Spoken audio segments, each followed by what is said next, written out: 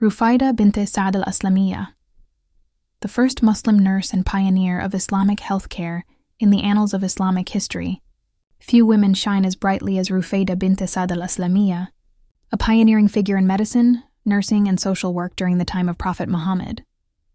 Long before Florence Nightingale became a symbol of modern nursing, Rufaidah was already transforming healthcare in 7th century Arabia, training nurses, treating the wounded on battlefields, and establishing what many consider the first mobile medical units in history. Early life and background. Rufaidah was born in Yathrib, later known as Madinah, around 620 CE, into the Bani Aslam tribe, a branch of the Khazraj tribal confederation. Her father, Saʿd al-Aslami, was a respected physician, and it was under his guidance that Rufaidah learned the fundamentals of medicine and patient care. She became his assistant and quickly gained a reputation for her clinical skills, compassion, and leadership. She was among the first women in Medina to embrace Islam, and she played a role in welcoming the Prophet Muhammad when he migrated from Mecca. Her early acceptance of Islam and dedication to service positioned her as a key figure in the emerging Muslim community.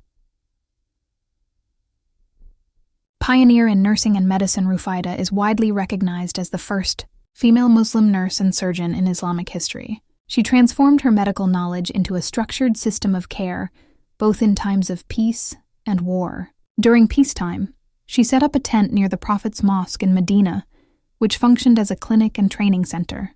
This tent became a hub for treating the sick and wounded, and it was here that she trained other women, including prominent companions like Khadija and Aisha, in the art of nursing and patient care.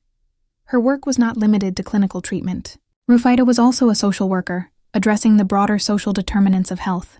She cared for orphans, the poor, and the disabled, and used her own wealth to fund her humanitarian efforts. Battlefield medicine and mobile care units. Rufaidah's most notable contributions came during military expeditions. She led groups of volunteer nurses to the battlefield, where they set up mobile tents to treat the wounded. These early field hospitals were revolutionary, providing triage, first aid, and post-battle care. She participated in several major battles, including Battle of Badr, Battle of Uhud, Battle of the Trench, Khandak, Battle of Khaybar. During the Battle of the Trench, the Prophet personally instructed that the gravely wounded Saʿd ibn Mu'adh be taken to Rufaidah's tent for treatment.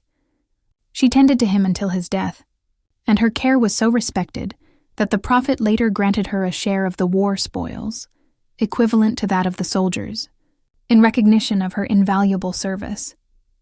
Training and legacy. Rufaidah's tent clinic was more than a treatment center. It was the first known nursing school in Islamic history. She trained a group of women in nursing and healthcare, establishing a legacy of female medical professionals in the Muslim world. Her curriculum included hygiene, wound care, patient stabilization, and ethical conduct, laying the groundwork for what would later be known as palliative care. Her influence extended beyond her lifetime.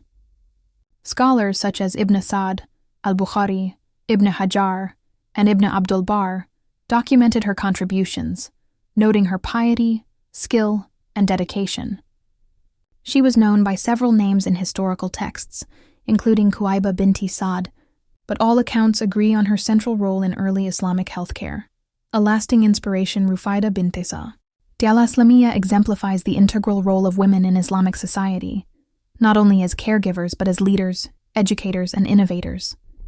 Her life challenges modern misconceptions about women's roles in early Islam and offers a powerful model of faith-based service, scientific inquiry, and social responsibility.